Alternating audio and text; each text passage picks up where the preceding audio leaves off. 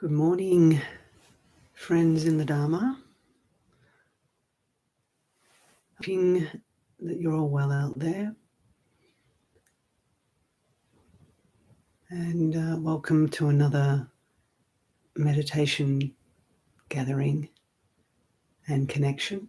And hoping that these offerings are supporting you, helping you in your practice just to reconnect with one another, really, as a means of support, and also to have an opportunity to clarify any questions. So this is the whole purpose of offering them. And last session, you had the opportunity to connect and learn from Aya Jitindriya. So I hope you found her wisdom and that change, an opportunity to connect with someone else helpful. And judging by the comments, many of you did and would enjoy learning from her again. So she's happy to do that, and certainly will do that in the near future, particularly when I go on a longer retreat sometime in July, August.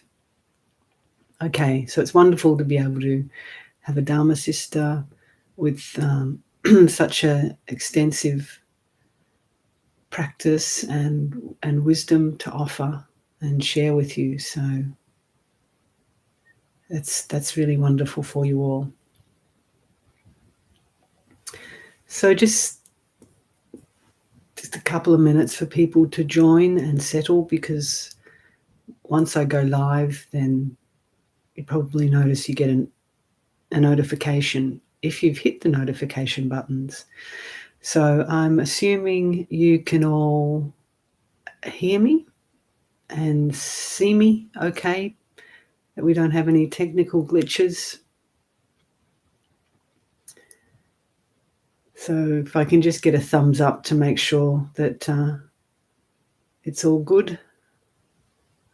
Wings of an Angel, my musician extraordinaire, welcome. I don't think you've come to one of these sessions before.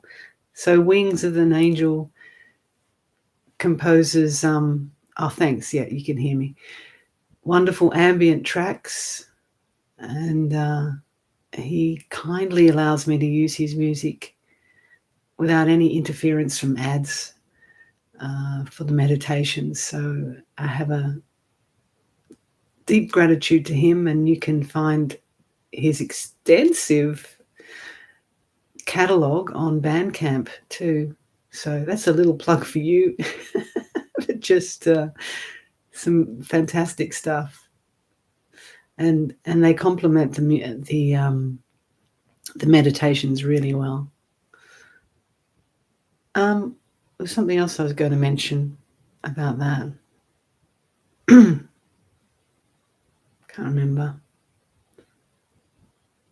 Oh yes, about that. We're talking about the technological things. So we had an election yesterday, and in this country, which resulted in a significant change of power and governance.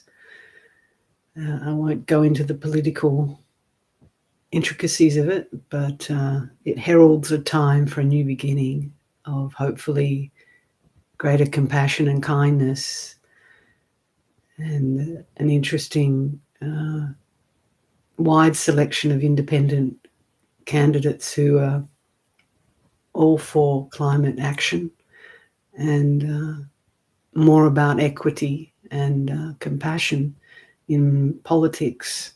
You can do that. It doesn't have to be separate from those qualities, does it? So there's some hope for this country. And most of those independent candidates were women, interestingly enough, professional women who were giving up what I imagine would be a much nicer, quieter life to go into into the fray of politics. So much gratitude towards them, and their, on paper at least, and they certainly all look very open and compassionate. They're going to hopefully bring a different flavour, all of these new people. And one of the new things they're going to do to our little town down here in regional New South Wales, they promised if they got in, would be to improve our mobile connection. So that means for me personally that toggling these sessions through my phone is going to result in a better communication. So that's something. But they're only minor things. The bigger things like climate change, equality, and compassion and kindness are the things that we want more of in this country and throughout the whole world. So let's hope we can see some of those changes at a political level as well. All right, so that was my little introduction whilst people are getting settled. Let's begin with the meditation. And so come into a position that's comfortable for you.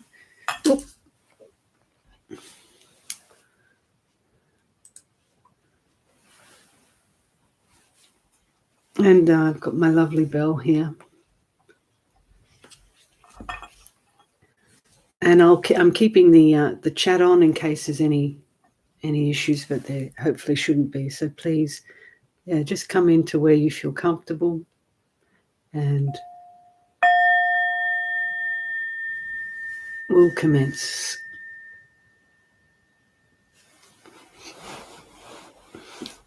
You can see the bell.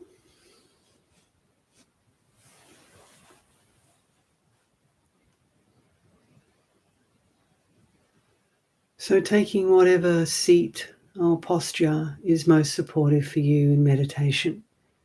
And if you can maintain stillness and a relaxed focus throughout this short meditation,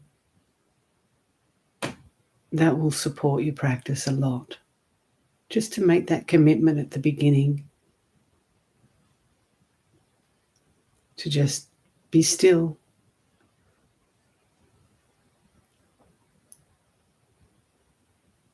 So whatever adjustments you need to make with your body so that there's no pain or pressure, please do so.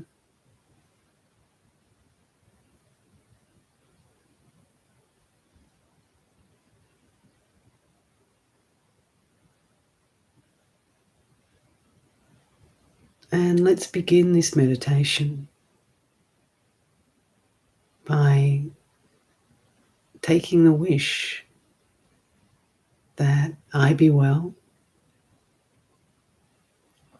and that all beings in the world may be well, may come out of suffering, may come out of confusion.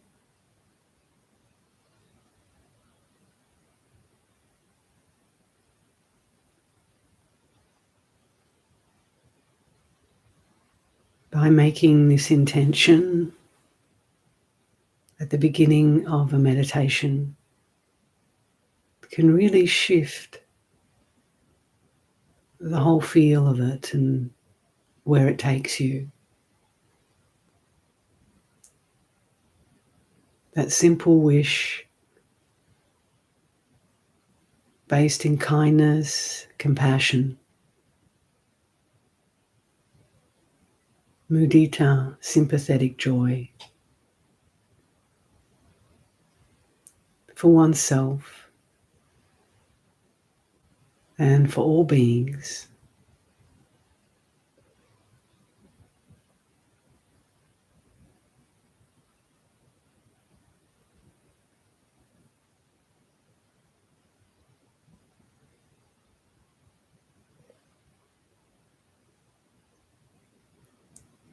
And I will not always be talking during this meditation, so if you think I've dropped out, just wait a while, I'm sure to come back in.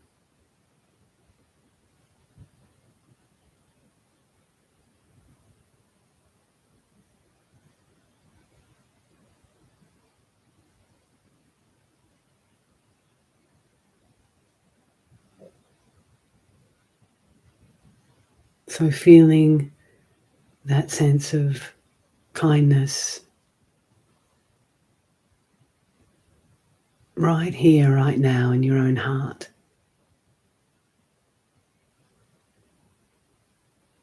That metta.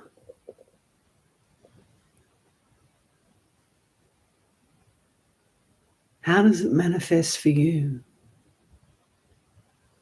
How do you experience a sense of open kindness and connectedness?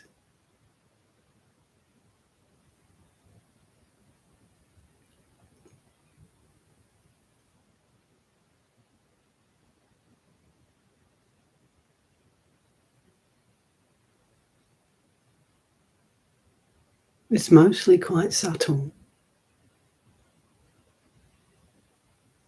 but we can notice when we do turn our minds, our attention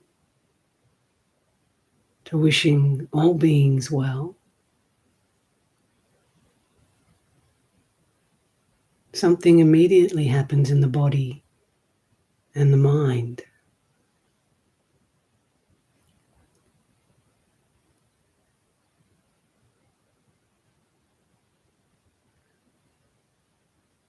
There's a softening. There's a sense of just relaxing, not taking up any defenses against anybody, against the world, against any idea or political opponent that we perceive anyway.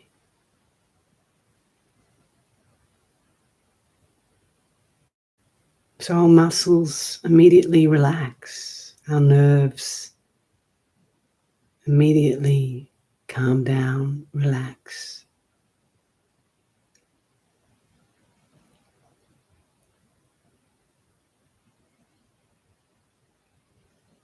No one is my enemy.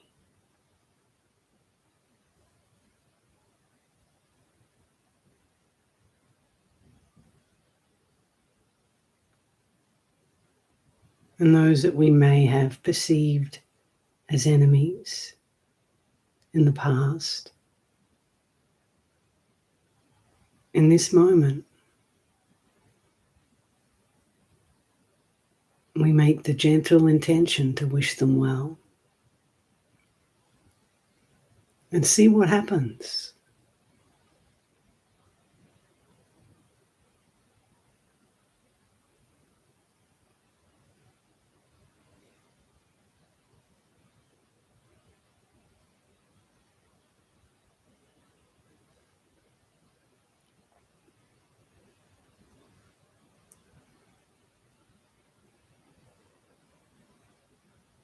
And the mind,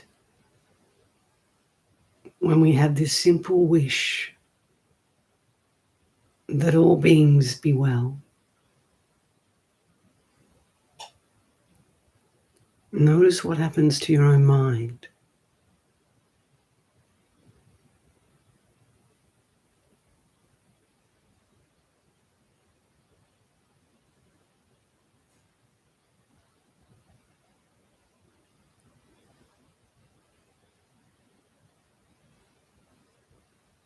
There's a quietening.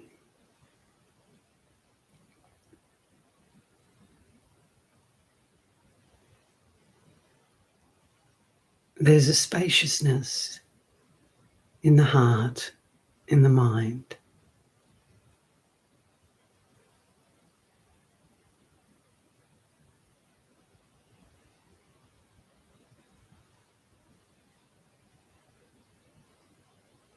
When we're willing to put down past hurts, memories, vendettas,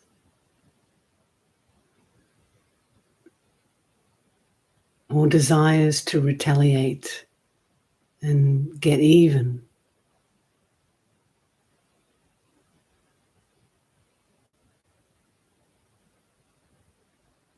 everything can just drop.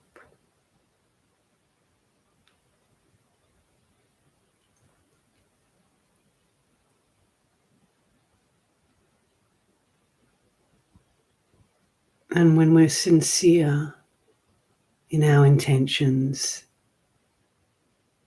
that all beings should be well,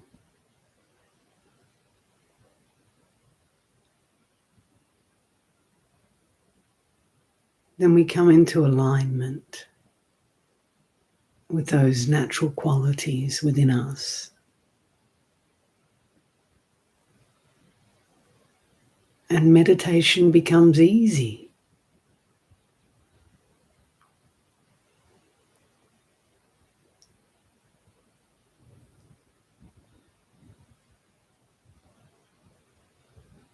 Because we're not setting out to do anything or achieve anything for ourselves.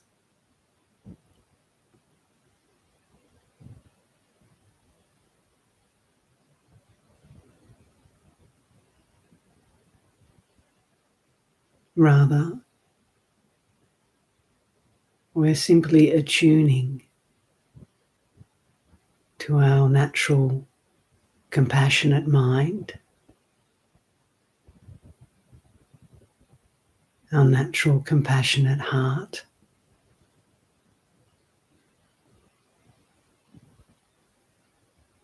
and our natural wisdom.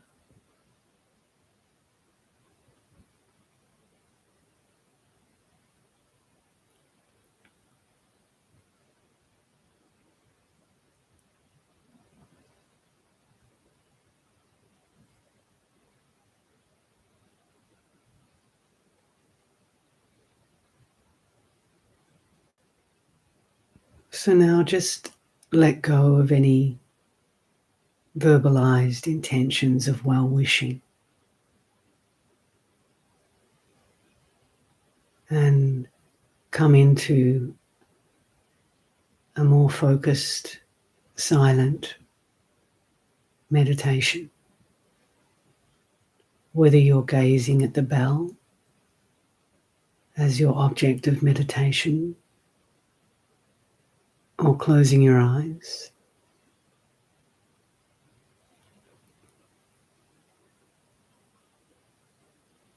simply pick up one object as a support for your practice now.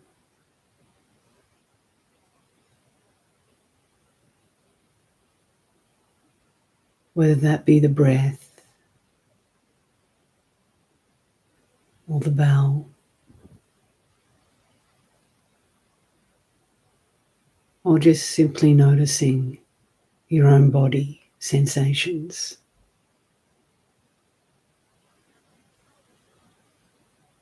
Without words, without labels.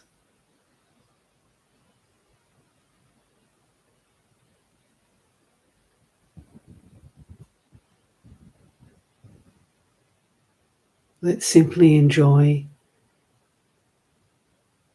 just witnessing.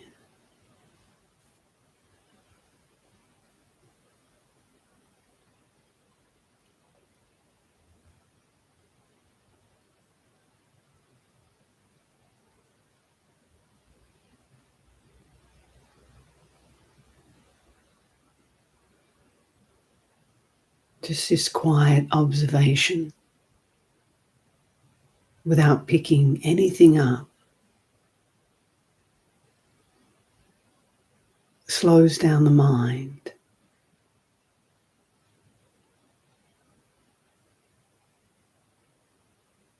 Settles the energies.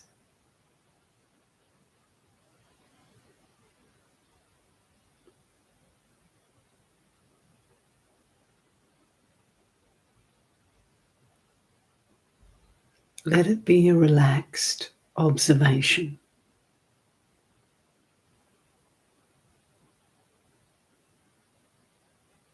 No striving, no struggling.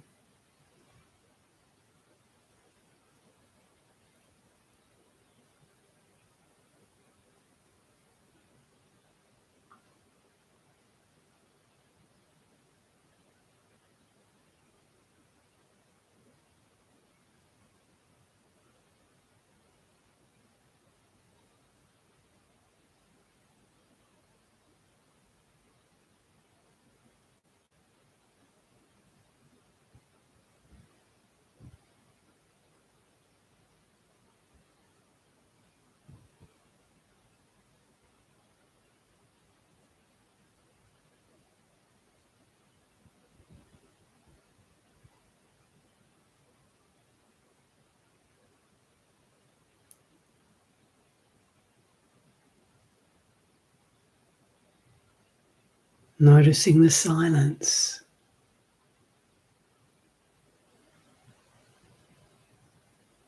the space,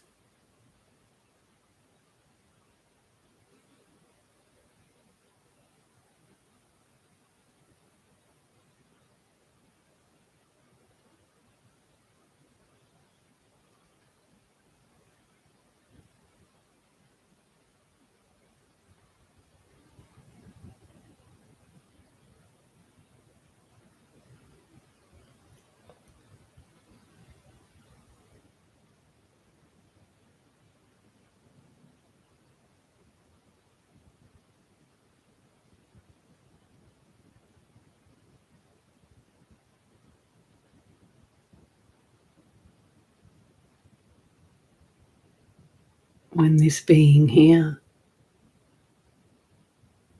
turns the attention to notice silence. Is that any different from the silence that you're noticing?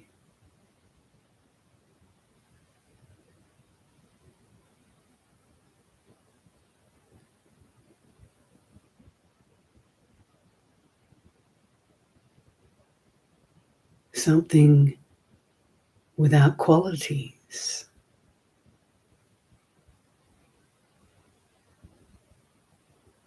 That's universal, unmanifest,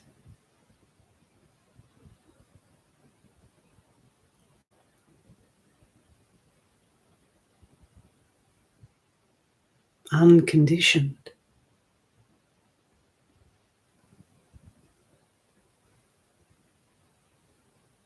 It can't be any different.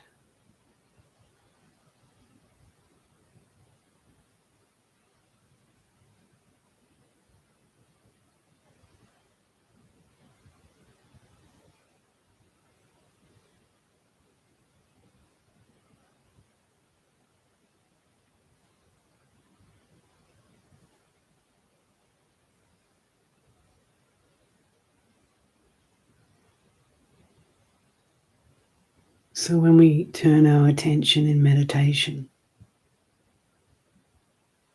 to notice these more subtle elements or qualities without qualities,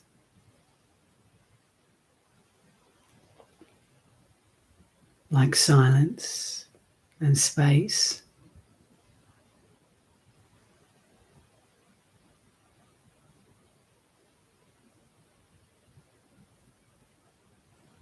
can take the mind deeper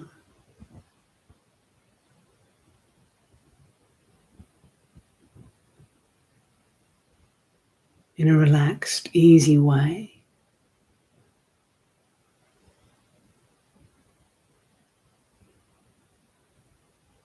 Turning our attention away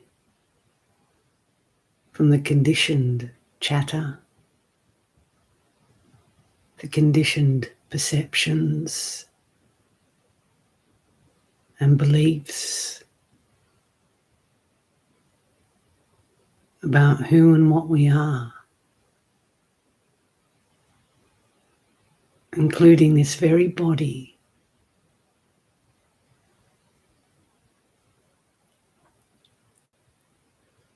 When we stop paying attention to all of that,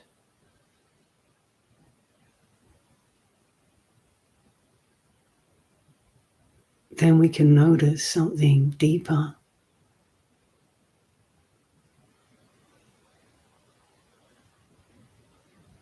something wider, with more breadth, more depth.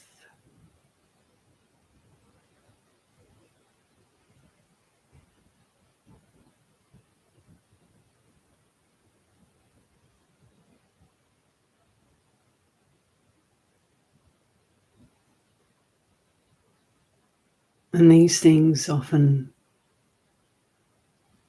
don't really have names and labels, unless we name and label them.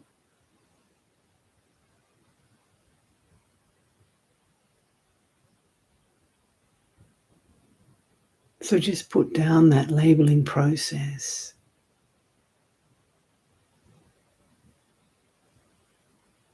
and simply notice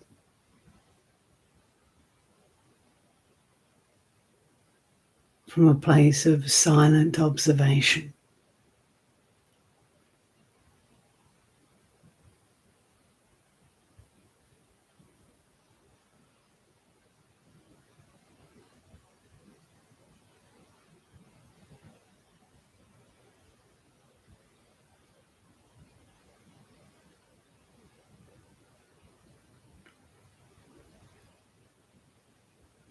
The silence, the stillness, the space,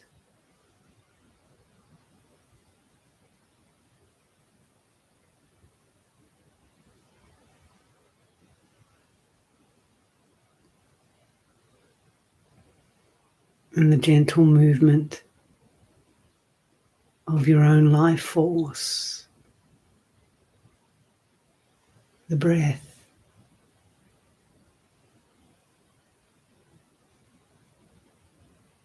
Within this space,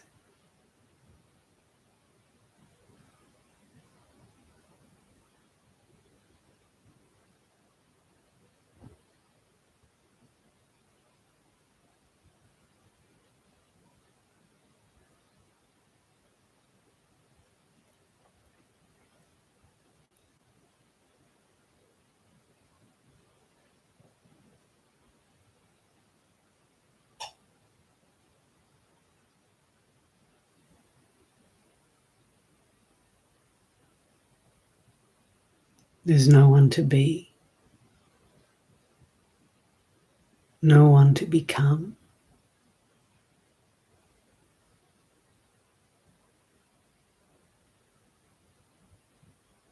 nothing to get.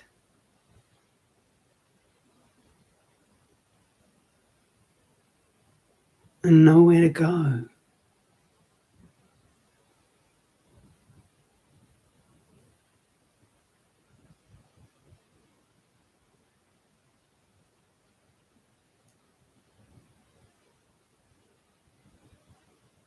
We can put down the burden of this self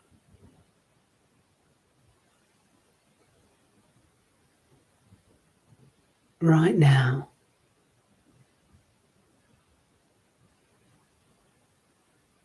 Right here.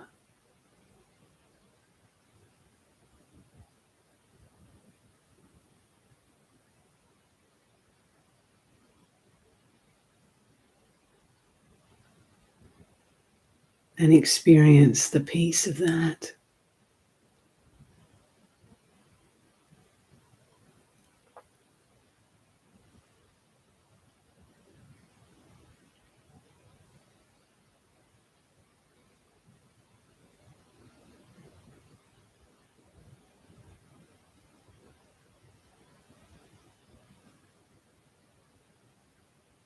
Even for a moment.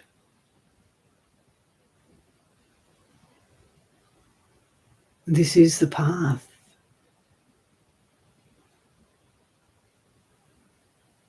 The path to the end of suffering.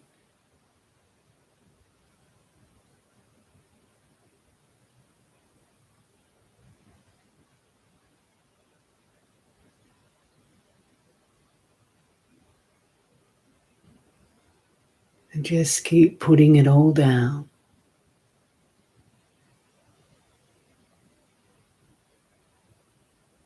All identifications. All clinging to name and form.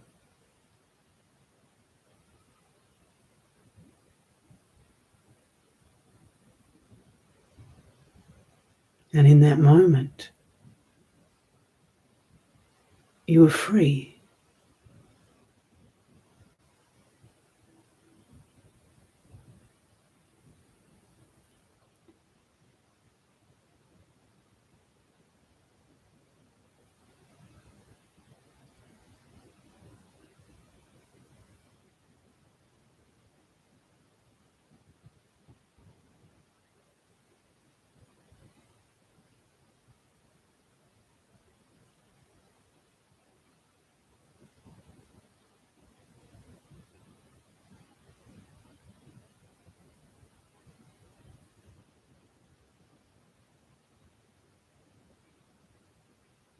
So may these moments deepen and increase until there's just one continual whole of freedom from suffering.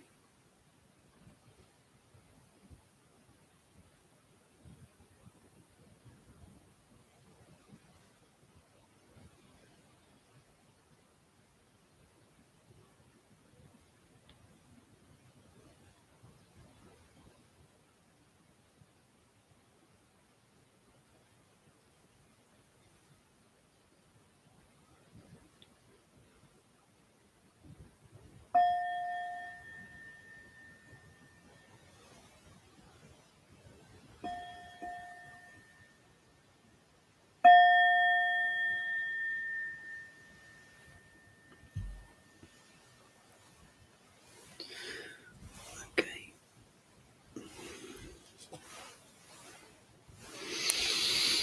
Okay, so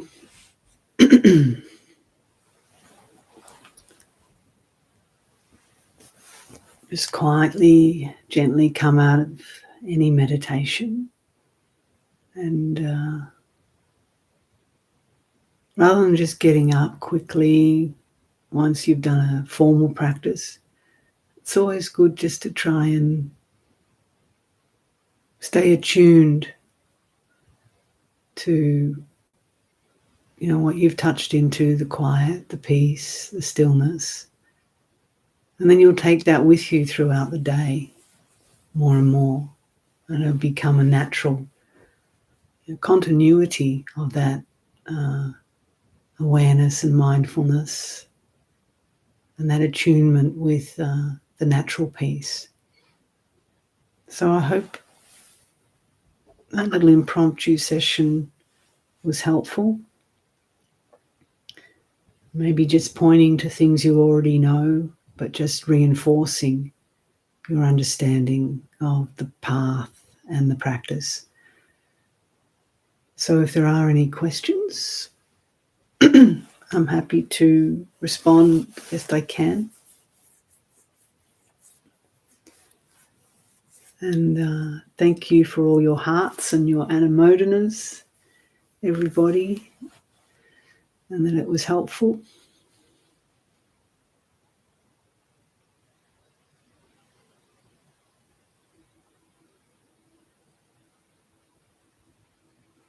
So it seems that just by reading the comments afterwards, people are feeling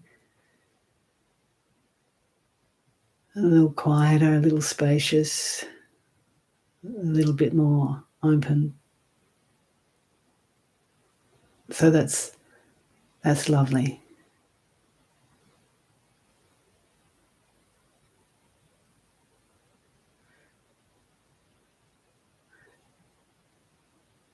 So I'm just sitting here for those of you who don't know what's going on, in case there's any questions.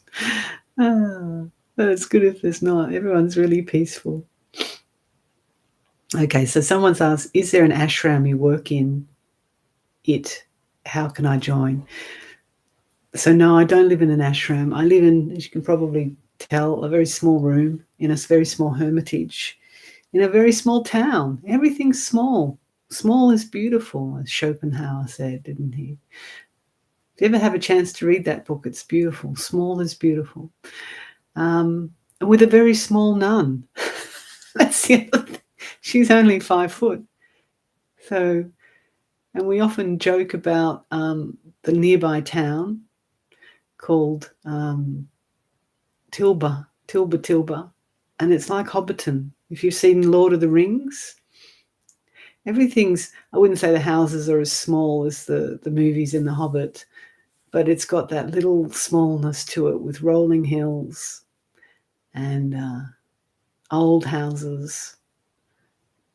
People aren't that small. But anyway, it reminds us of The Hobbit, which Ayajit really loves because she likes things to be small because she's small. Anyway, that's just a roundabout way of saying no, we don't live in a large monastery or ashram anymore.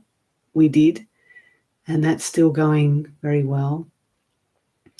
So that was Santee Forest Monastery for those who are interested in, or who would like to stay at a monastery. They had that capacity. We don't. We just have a very small house, and we can't accommodate for guests. And we made that conscious decision in our 50s to do that, to move towards a more hermetic practice. So, because we've both been living in communities and quite busy with all the things that monasteries demand of you, no different from living in a big organization, except you don't go home. So it's 24/7, and you've got all sorts of community issues that you have to deal with, people politics, even in monasteries. So now we live a very quiet, simple life. And I forgot to mention with the cat. So she's very quiet and little. Okay, so let's just go back to some other questions. Is it okay, Erin's asking, is it okay to feel so disassociated? Is it legal? Legal. I don't know about legal. There's nothing wrong here. Disassociated. Now I'm just going to make a guess, Erin, if you what you mean by that, and hopefully hit the mark with my intuition around where you're coming from. So I'm hazarding a guess that what you mean by feeling disassociated is that it's hard for you to feel a sense of congruence with your heart and your mind. And this is common for a lot of people, you know. And so to bring that kind of connection with the heart, and perhaps the disassociation question has arisen for you because at the beginning of this meditation, I encourage people to feel into the heart and to feel compassion and kindness, and to generate metta. And you know, that's not so everyone thinks metta is a piece of cake and it's fluffy nonsense, and a lot of people don't practice it. And that's because it's not easy at all. It's not something easy. And it's also very powerful in more ways than people imagine. And one of the powerful things that metta can bring up when we attempt to consciously practice it, you know, I just simply asked you to start with the intention or the wish that all beings, including yourself, should be well. I mean, that sounds like child's play, doesn't it? It's like something you'd say to kids in kindergarten. Let's all pretend that we wish everyone well. Difference is they'd be able to do it like that. What happens to us with all our armoring, our defenses, it straight away can really trigger this sense of disassociation, that it's very difficult to feel an unconditional love and regard for all beings because of our past traumas, our past hurts, and because of those, we've formed all sorts of armoring in our system. And so the practice of metta can be very difficult. So please don't expect that you can just straight away feel loving kindness for all beings. But having said that, it's worth a shot. Even just taking the intention and then noticing the feelings of disassociation. I can't feel anything. I feel disconnected from the world, from others. And then the metta practice is really powerful because it's showing you, it's a mirror for yourself to look. What has it triggered in me? It's triggered so much pain, so much confusion, disconnection. And the only thing I can say to that is that, this isn't a therapy session. For some people, it might be worth, if it's really stuck and intense, to align yourself to find someone who you can work through these feelings within therapy. So I'm not offering that, but all I can say is, if those feelings come up, is to try and just hold yourself with compassion and to notice, I feel disassociated. Actually, when you say, may all beings be well, I feel like I want to go and murder someone. I want to blow the whole world up. That's how angry, how enraged I am, how, disgusted I am with the world. Those feelings might come up, and then we start asking, oh my God, I'm having these hideous thoughts. Are they legal?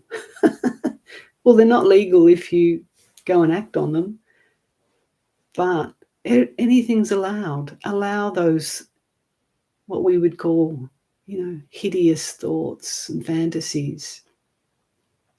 We have to see them before we can transcend them. We're not going to act on them, but neither are we going to repress them and deny them and try and pretend to everybody that we love everybody. When there's the hatred there and the rage and the pain and the hurt, you have to come into contact with it. And meditation is about learning how to do that in a skillful way. And that's why the practice of metta is an antidote to hate. And if the hate is really, stuck in you, feels like it's stuck in you and that you're disassociated, then you just simply have to stay with patience with it. That is metta, a patient willingness to hold yourself, the hate that's coming up, but to hold it not in a way that you want to kill it, get rid of it, but in a way that's going to heal it. And you all know what that can, even people who've experienced a lot of trauma, at one time in your life you've felt that unconditional love from somebody, So you have to try and bring that unconditional love, even the memory of that up. If you can do that, that can start the healing process, and you can start feeling less disconnected, disassociated from others in the world. So I hope that's answered some of where you're coming from, Erin. And don't worry about the legality of it. It's just needs to be recognized. And as long as we can practice some sort of restraint, then it's all very legal. Okay, there's been a whole heap of questions since that, so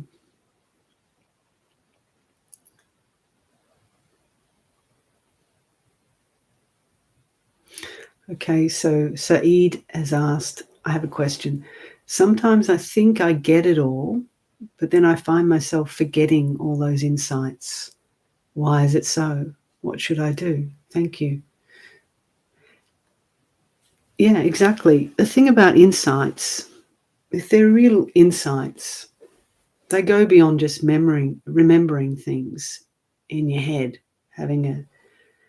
so don't worry about it. The thing you're going to, when you start out on this path of practice sincerely and properly, insights will arise all the time. They will continue to arise. Some will be big, earth-shattering, and some will just be those quiet aha moments. Now, I don't know about the rest of you, but I don't have a great memory for anything anymore, and it's not just the aging process. I just don't bother holding on and trying to remember things. But what I notice, I might have a really big insight, a really big shift. I might say something to the other sister about it, I might not. But my attitude is just to know, to trust that if it's a genuine insight, it has a transformative effect on you. You don't need to remember it. In fact, it's better that you don't hold on to it, because this practice path is about letting go. So when we talk about insights and forgetting them, this is not like an exam, okay? This practice is not like I have to remember all the details so then I can solve the formula or regurgitate the answer in some sort of exam. Forget it all. You have to keep opening up to each moment.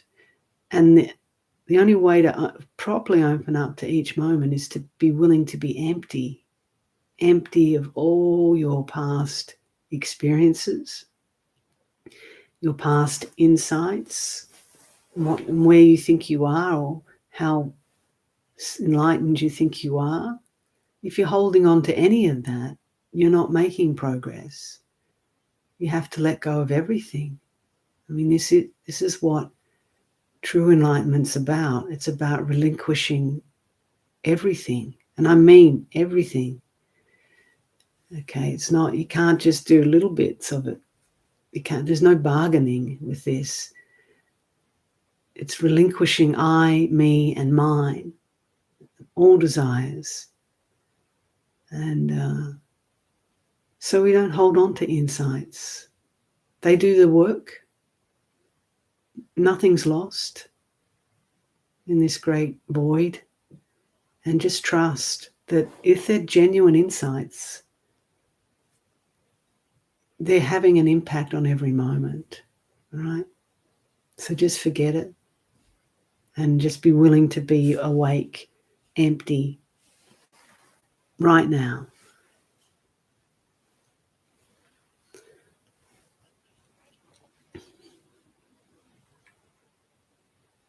So the question following that seems to slightly be kind of a little bit related. How do we always in a meditative state?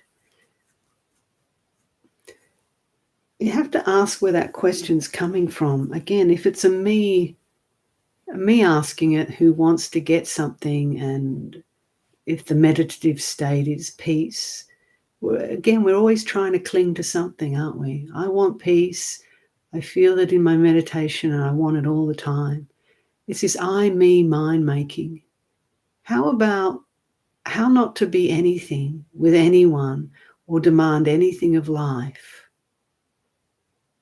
Now, straight away, if you have that attitude and it's genuine, it's not just contrived, then what do you think the mind's going to be naturally? You don't want anything. You don't want to hold on to anything. You don't want this moment to be any other way.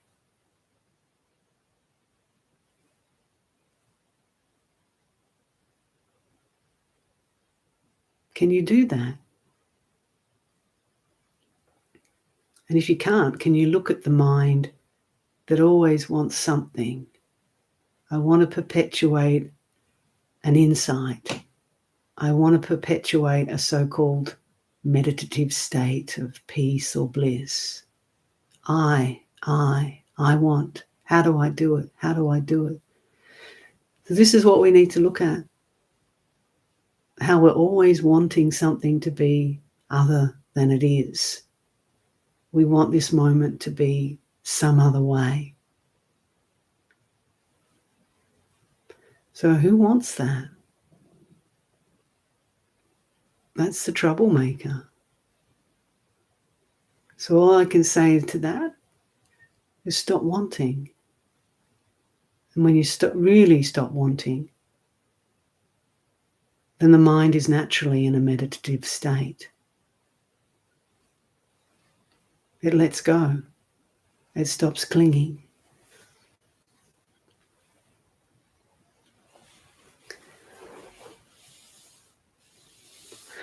So the question below, how should I think about putting it down while also being aware of my sense experiences?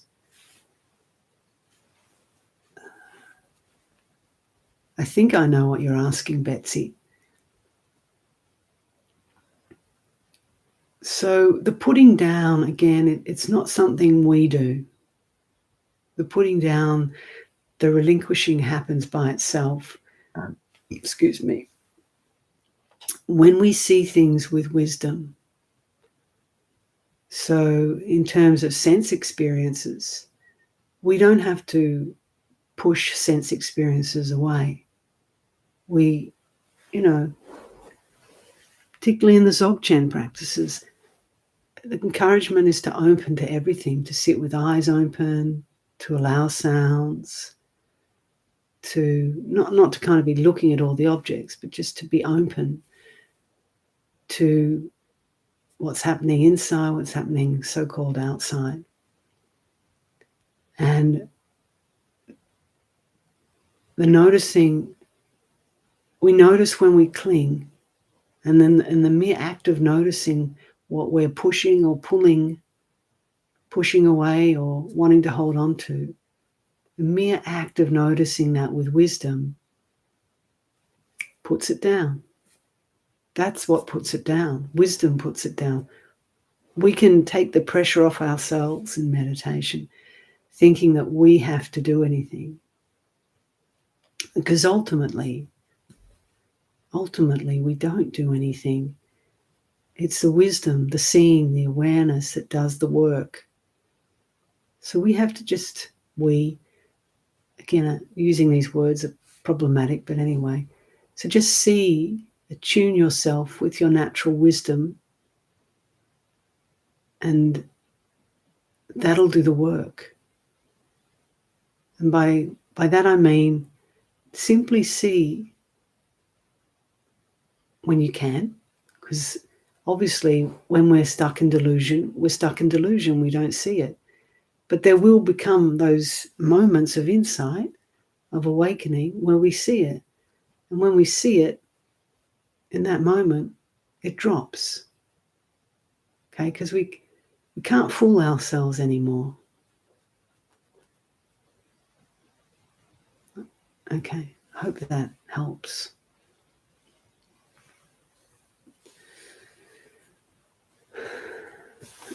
So Janet's asking about these mala beads from the Tibetan tradition, really. Oh, the rosary beads from the Catholic. So they're a way of just, if you're doing chanting, 108 chants or something like that, that's how many beads are on the malas, 108. They're just a skillful means to do that.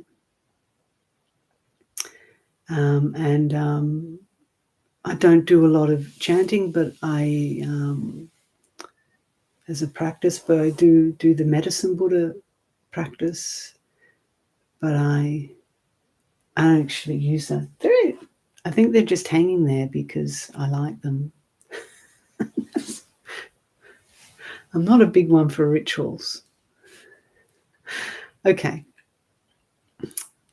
Renee, please, have you any tips to help social anxiety?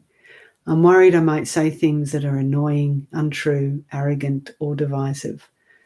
Often I can't think of anything to say at all. Even that can bug people.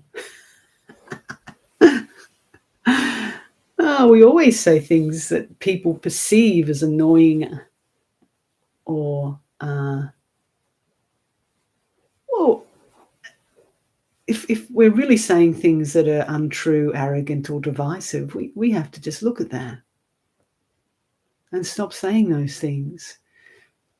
If you're really saying those things, but are you just paranoid that you might say things like that? Well, again, it's about control here and trust. Sometimes we will say things that are divisive or arrogant, and then you can just apologize if it really is that. I'm sorry, that was a really arrogant thing I just said. Let me take it back. That'll have a great effect on people. Just be honest. If you're telling untruths or lies, just make the commitment not to lie. But the other day, I'll give you an example of, it wasn't a lie, but it was a complete exaggeration. I was walking with some monks, and I don't know where this was coming from. Sometimes I have a habit of doing this. And I said, that mountain is 300 million years old. And Kempo said, 300 million years? Yeah, it erupted 300 million years. And as I said it, I realized, actually, I'm talking out of my backside here. Where did I get 300 million from? And because he said it 3 times, 300 million, 300 million. I said, you know what? I don't think that's true. I'm going to have to look, I'm going to have to Google it. So for some reason, this untruth, if you like, this exaggeration came to my mind, that this is, I don't know where it's coming from. So I just said, hang on a minute, I'll check later. And then when I looked, it's actually only 95 million years old. It was its first eruption. This is Mount Gulaga, sacred mountain. So I immediately texted the monks because they'd left, and I corrected my mistake and apologized for my exaggeration. And one of the monks wrote back and said, "Phew, thanks for that. I was going to sleep on that for the rest of my days." So he took it lightly. But for me, it was important because I realized I can sometimes have a tendency to talk out of my backside when it comes to facts. Hopefully I don't do it too much in these meditations, but with numbers, not so good. So I just felt the need to correct it and apologize. And, it was received with a lot of love and compassion. People can be forgiving.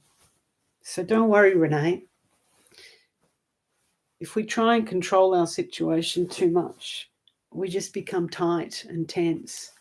And then when we're tight and tense, we do say, I don't know about you, but if I'm tight and tense, I'll say stupid things. Yeah?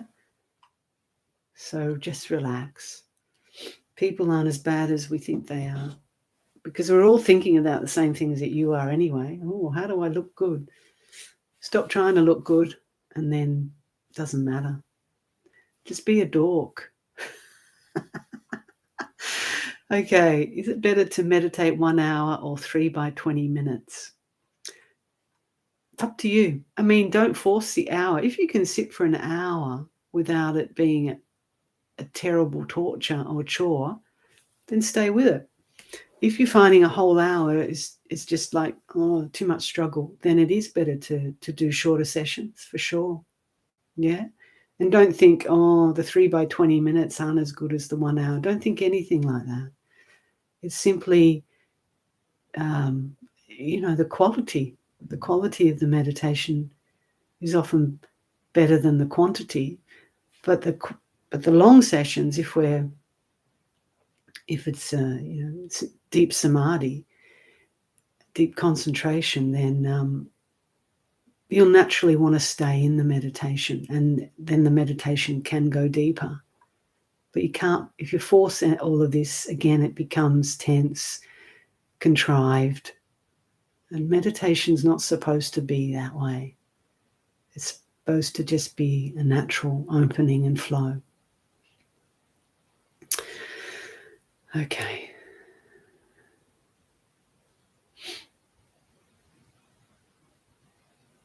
So Erin's corrected what she meant by disassociation. So I'll just quickly talk to that. The disassociation, she meant that I don't know who or what knows this experience. It is not inside me. You don't know who or what knows this experience. Why does there have to be a who or a what? There doesn't have to be a who or a what. We go looking for a who, you won't find it. You'll just find a lot of conditioned changing processes. Or a what. If you go looking for a what, then you're just concretizing, conceptualizing something. So what we do in the practice, we just know. There's the knowing without a knower. Okay? There's the thinker without a thinker. Look at that one. Can you find the thinker? No, it's just thinking. So there's just knowing. So just be with the knowing, and then maybe that feeling of disassociation will dissolve, because you're not looking for a someone. And by a someone, I mean an unchanging, permanent entity, because that doesn't exist. There's simply awareness and knowing within us all. Okay? We all also have these experiences of different individual conditioned processes that we call me or my personality. And they're all different based on our habits and conditionings. But, I think you would have got it by now that that's not who and what we are. But let's not posit another one. Let's not posit another, this is me, by claiming, insight as me, or awareness as me, or higher consciousness as me. Because as soon as we do that, we're just on the same rut, of labeling, conceptualizing, conditioning processes. And the only truth about conditioned processes is that they're all not self. They're all impermanent. And they all cause suffering when we cling to them as permanent. So we simply know, with no clinging, no identification, no making a new self out of an experience or an idea. And then you feel freedom is natural. Yeah. So Mikey's question is, how does one process trauma through spirituality? Or does one then need to? Oh, does one even need to? Okay. I need to make some sort of caveats around this, because if one does have deep trauma and is relying on meditation to solve all those problems, and some people do,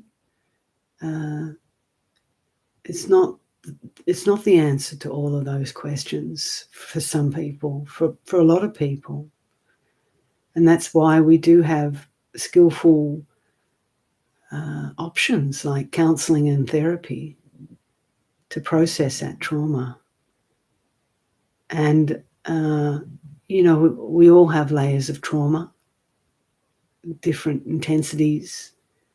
And really, if you're not working with a teacher in meditation to process some of that too, or know how to do it yourself, then it can be very difficult.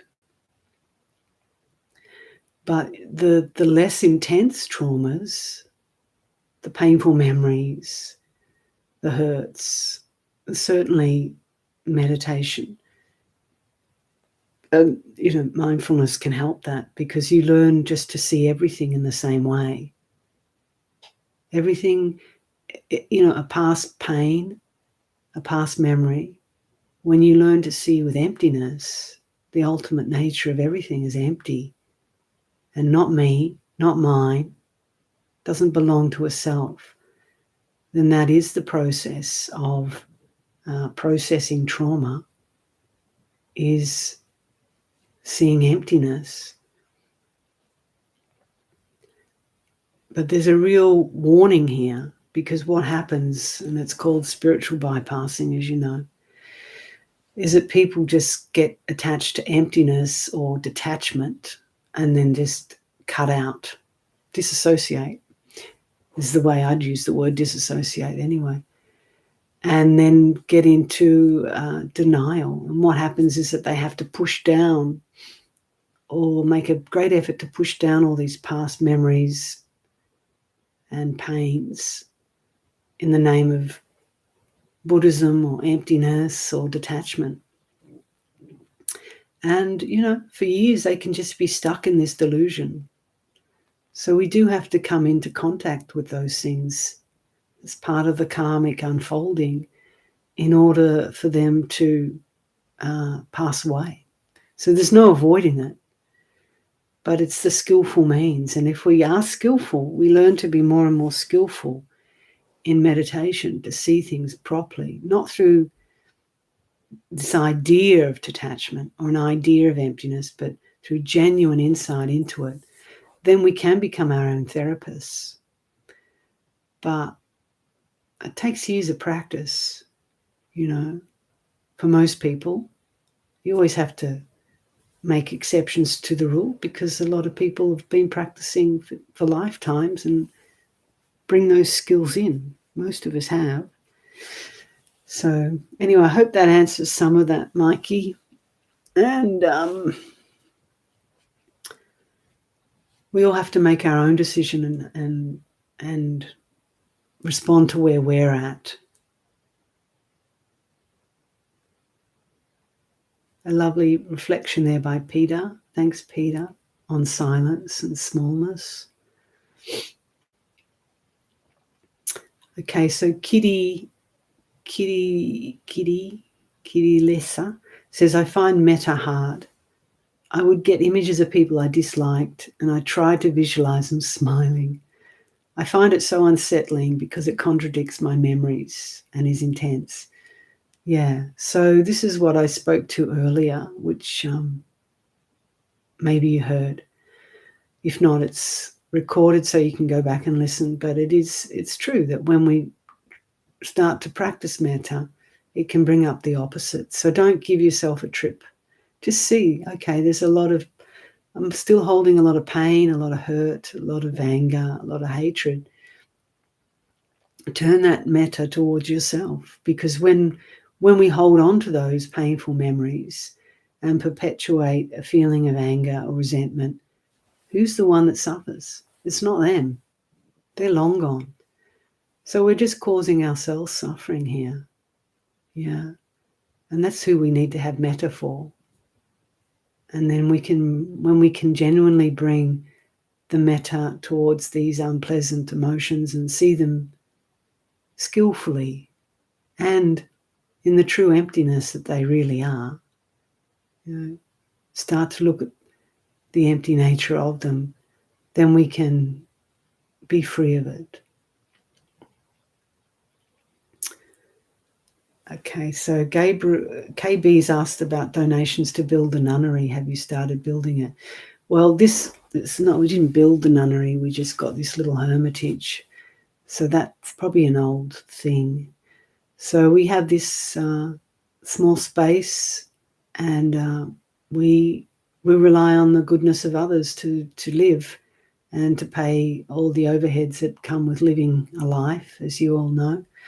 And so that's Viveka Hermitage. So we do have that website that explains a little bit about it. You're welcome, and we have lots of resources there. And thank you to all of those who support us from time to time with donations or through Patreon. And that's the traditional way in the monastic order, we offer Dharma teachings and support. and we don't have personal funds, and then people support the monasteries, the hermitages, with just the basic requisites. As you can see, I don't go out shopping for clothes, so I don't have any need for clothes. I mean, I do have to buy undies from time to time, underwear, and as long as there's food, a roof over our heads, and medicines, they're the 4 requisites. And of course, but living in this day and age, there's internet to do these things, and all sorts of bills to pay, isn't there? Okay, so we're here now. We're at the Little Viveka, and it's working well. Okay, so one more question, I think. Last year, I was very into meditation. My practice was going well. I fell apart with it later, like a switch turned off. Now I'm chasing that state with no result. How to turn it back on. Okay, I think you know what I'm going to say here, Yasha, if you've been listening to my other earlier responses to these type of questions.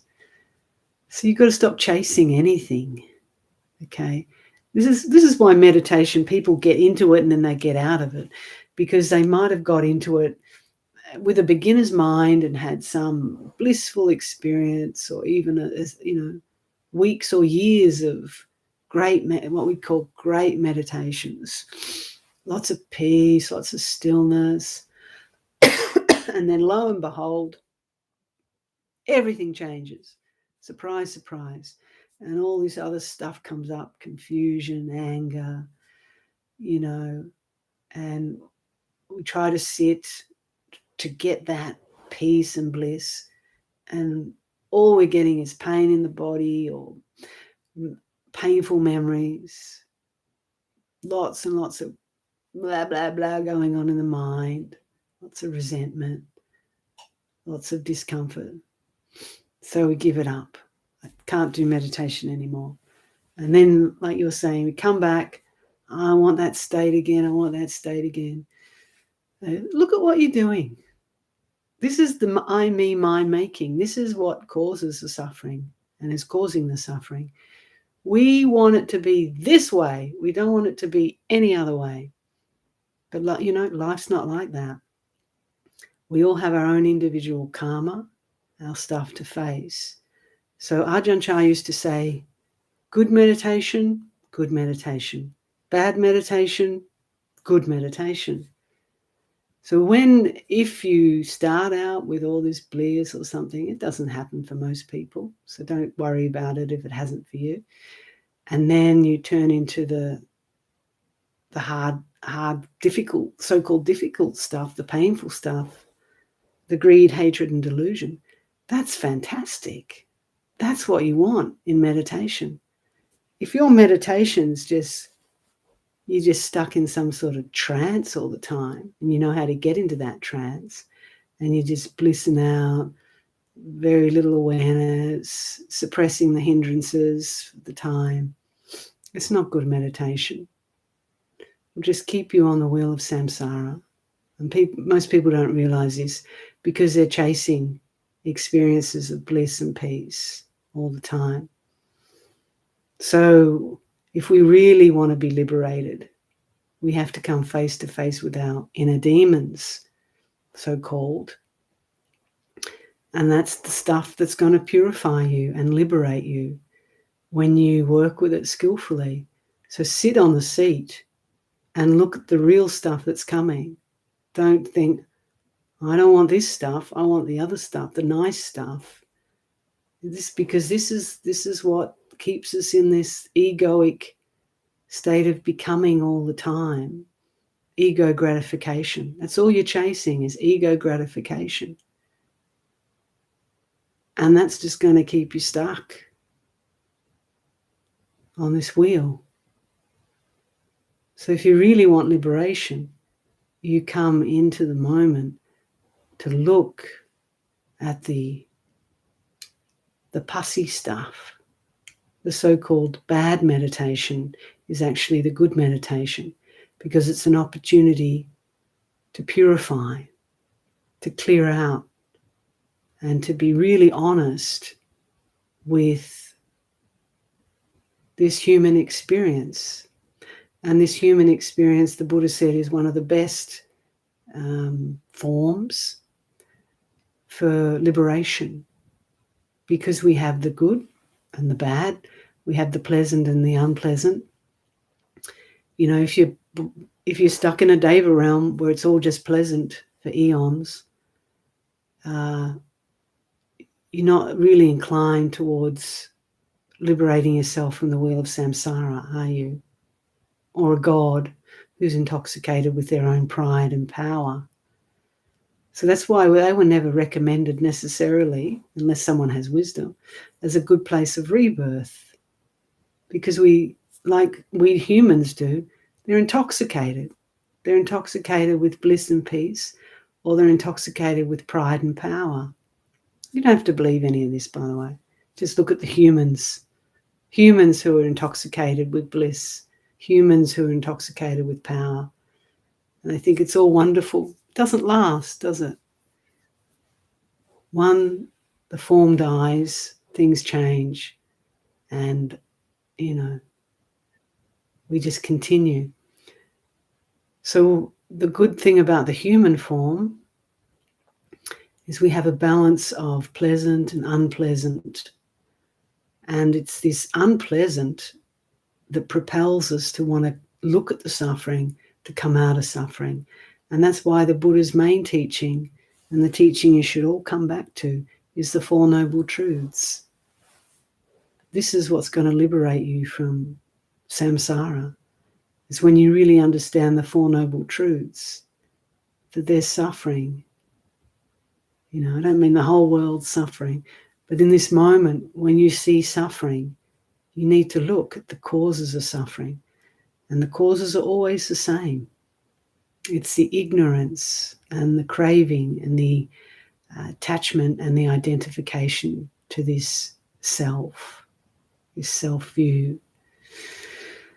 And that self-view is always chasing pleasant things for itself. So anyway, I hope that kind of gives you a sense of what we need to do in this practice. We let go of demanding anything. We let go of ourselves in the process. Okay. So I'm going to leave it there, and apologies in advance for any questions that I missed or didn't get to. And but just to say too, if you do have a lot of questions, firstly, just if you do have a lot of questions, just pick one or two and try and contemplate them in a meditative state yourself, quietly, and see. You'll be amazed to see that the answers are all contained within you, and you can access them. You know, and when I say the answers, the real truth of the answers, not just the right intellectual answers, the real heart truth is there waiting for you to discover it. And equally, if you have a lot of questions, on our website at Viveka Hermitage, we have a Q&A tab where you'll find lots and lots of questions and answers that have been asked. And what you notice with questions is that there's a lot of common ones. You know, we have this common human experience. So you'll probably find a few questions on our website. They're the ones you're asking, maybe in a slightly different worded way. So please go on and take up some of those answers and questions and reflections if you're still feeling the need for it.